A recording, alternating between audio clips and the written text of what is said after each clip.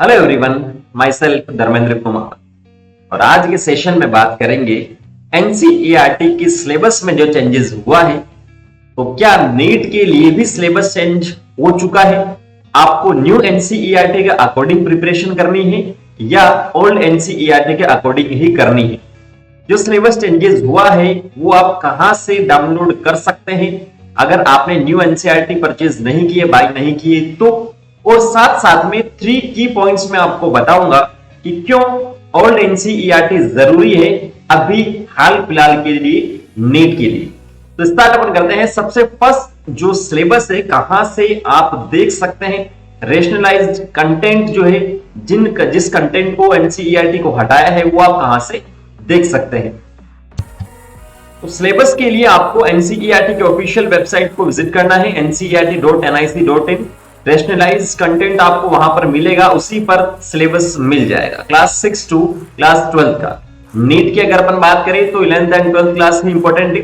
जब आप 11th class और 12th क्लास की यहां पर क्लिक करेंगे तो आपको पीडीएफ मिल जाएगी कौन कौन से चैप्टर्स को हटाया है और कौन कौन से टॉपिक्स को हटाया है। एक और बात मैं आपको यहां पर बता देना चाहता हूं, क्लियर कर देना चाहता हूं कि बहुत सारे चैप्टर्स ऐसे हैं जिनको डायरेक्टली पूरा हटा दिया गया है, लेकिन बहुत सारे चैप्टर्स ऐसे भी हैं जिनमें से कुछ टॉपिक्स को हटाया गया है, जिनके कुछ क्वेश्चंस को वहां से रिमूव किया गया। तो ऐसा नहीं है कि जो चैप्टर्स हटाए उनको आप छोड़ रहे हो और जो चैप्टर्स नहीं हटाए उसको आप कंटिन्यूअसली पढ़ते जा रहे हो। तो अगर आप 11th एंड 12th क्लास के स्टूडेंट्स हैं तो ये आपको बहुत अच्छे से ध्यान में रखना है, कुछ टॉपिक्स को हटाया गया किसी चैप्टर से और किसी चैप्टर को पूरा यहां से हटा दिया गया। जैसे बुकलेट देखेंगे क्लास 11 की तो 80 पेजेस की पीडीएफ आपको मिलेगी, कौन से चैप्टर्स को हटाया कौन से को नहीं हटाया। तो अगर बात करेंगे यहाँ पर अपन बायो की या किसी भी सब्जेक्ट की, आप देखेंगे हिंदी, इंग्लिश, फिजिक्स, केमिस्ट्री सब कुछ आपको इसके अंदर मिल जाएगा। लेकिन मैं आपको समझाना चाह रहा हूं कि आपको पुराना सिलेबस पढ़ना चाहिए या नया सिलेबस। तो यहाँ बायो में आप देखेंगे लिविंग वर्ल्ड, ड्रॉप टॉपिक्स, मतलब जिन टॉपिक्स को हटाया, पूरे चैप्टर को नहीं हटाया, इसमें से ये जो टॉपिक्स आपको दे रखे हैं वो यहां से हटाया गया। एक साथ में क्वेश्चंस भी आप देखेंगे उसको भी यहां से हटाया। क्वेश्चन नंबर 10, चैप्टर नंबर 3 देखेंगे प्लांट किंगडम। ऐसे ही आपको सब चैप्टर मिल जाएंगे जिसमें से कुछ को हटाया कुछ को नहीं हटाया, कुछ बिल्कुल ही अनचेंज रहे। क्लियर है? तो ये आपको कुछ टॉपिक्स मिलेंगे यहां से, इन चैप्टर से। बाकी देखेंगे आप क्लास जो 11th का चैप्टर नंबर 11 है ट्रांसपोर्ट एंड प्लांट, इस पूरे चैप्टर को यहां से हटा दिया गया है। मिनरल न्यूट्रिशन को पूरा हटा दिया गया है। क्लियर है?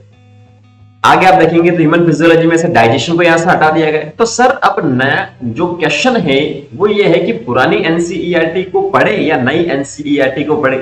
तो इसके बारे में अपन बात कर लेते हैं। जो मैं पॉइंट्स यहां पर आपको बता रहा हूं काफी इंपॉर्टेंट है, तो उसको एक छोटे से एग्जांपल से मैं आपको समझा रहा हूं, इसे आपको बहुत अच्छे से समझने की जरूरत है। जैसे मैंने सिंपल सा स्लाइड यहां पर लिया है जिसमें आपको चैप्टर नंबर 7 मिलेगा, स्ट्रक्चरल ऑर्गेनाइजेशन इन एनिमल्स। तो यहाँ पर कुछ टॉपिक्स इन्होंने हटाए, animal tissue, epithelial tissue, connective tissue, muscle, neural tissue, earthworm and cockroach. बाकी फ्रॉग वाला जो टॉपिक है उन्होंने एज इट इज रखा है। सो अगर मैं बात करूं यहाँ पर, अगर इन टिश्यूज को आप लोग नहीं पढ़ोगे, इन टिश्यूज को आप नहीं पढ़ोगे तो क्या ह्यूमन फिजियोलॉजी को पढ़ पाना, समझ पाना पॉसिबल है? ह्यूमन फिजियोलॉजी जिसमें से डाइजेशन चैप्टर को ऑलरेडी हटा दिया, लेकिन बाकी जो चैप्टर है उसको रखा गया है एज इट इज, और कुछ में से कुछ टॉपिक्स हटाए छोटे छोटे।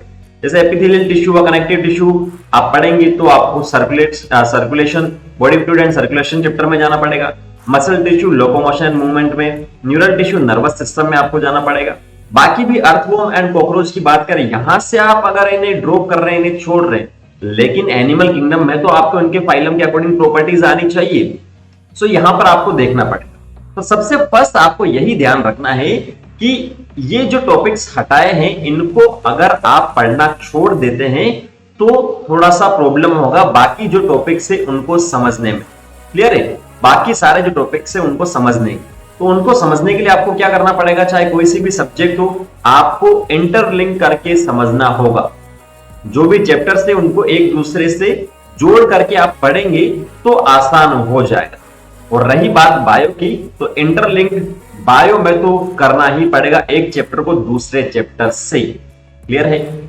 जैसे एग्जांपल मैंने आपको अभी दे दिया, जब दूसरे एग्जांपल में मिनरल न्यूट्रिशन है, वहां पर आपको कुछ एलिमेंट्स बता रखे हैं, तो वो जो एलिमेंट्स है वो बायोमोलिक्यूल में भी काम में आ रहे हैं, सेल चैप्टर में भी काम में आ रहे हैं और बाकी जो प्लांट फिजियोलॉजी उसमें भी काम में आ रहे हैं, रिप्रोडक्शन इन फ्लावरिंग प्लांट्स में भी काम में आ रहे हैं।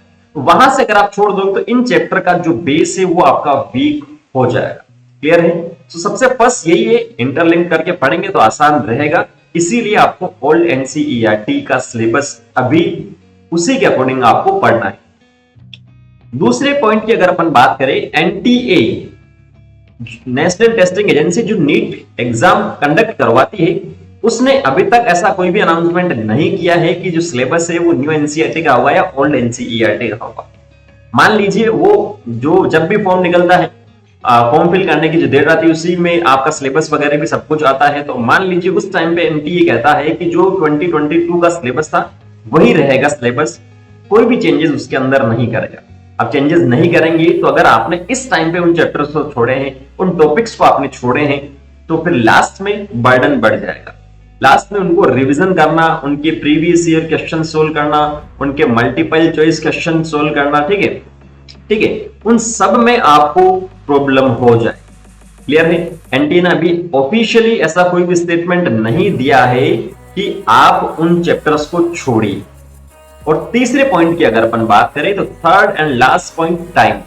अभी तो नीट का एग्जाम हुआ है, अभी तो रिजल्ट भी नहीं है। अगर आप नीट 2024 के लिए फोकस स्टडी कर रहे हैं तो अभी आपके पास बहुत टाइम, सफिशिएंट टाइम इन सब को पढ़ने की, जैसे मैंने आपको पहले बताया। लेकिन बाद में आप बाद के लिए आप इन्हें छोड़ रहे हैं कि नहीं यार अभी तक चेंजेस हो चुका सिलेबस, अगर बाय द वे अगर आपका 1% चांस भी रहता है कि इनको हटा दिया जाए तो अपना टाइम वेस्ट होगा, तो ऐसा आप बिल्कुल भी ना सोचे। अभी अपने पास सफिशिएंट टाइम है बाकी सारे चैप्टर्स को पढ़ने के लिए, इंटरलिंक करने के लिए। इन सारे चैप्टर्स को, इन सारे टॉपिक्स को पढ़ना मस्त जरूरी है।